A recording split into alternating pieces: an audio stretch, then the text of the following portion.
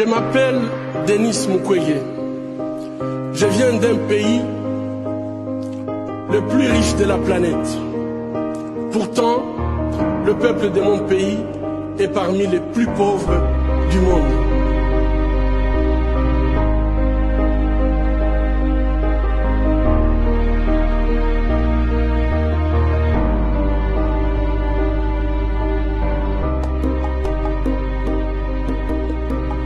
La réalité troublante est que l'abondance de nos ressources naturelles, or, coltan, cobalt et d'autres minéraux stratégiques, alimente la guerre, source de la violence extrême et de la pauvreté abjecte en République démocratique du Congo.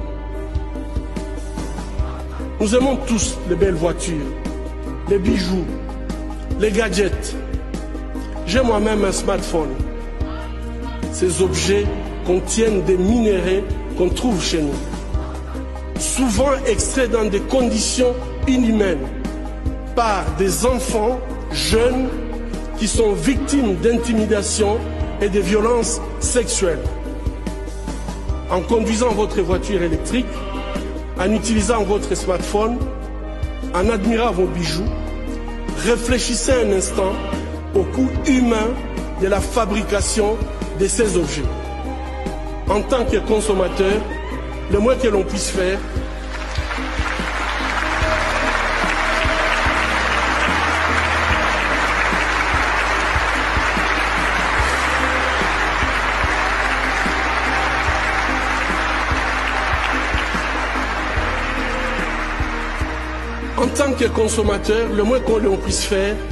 est d'insister que ces produits soient fabriqués dans le respect de la dignité humaine.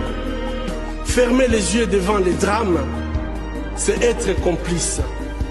Un jour comme les autres, l'hôpital a reçu un appel.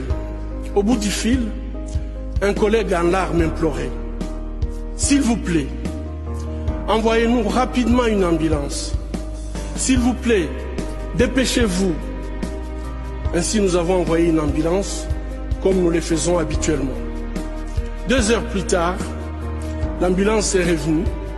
À l'intérieur, une petite fille de juste 18 mois. Elle saignait abondamment et a été immédiatement amenée en salle d'opération. Quand je suis arrivé, les infirmières, toutes en larmes,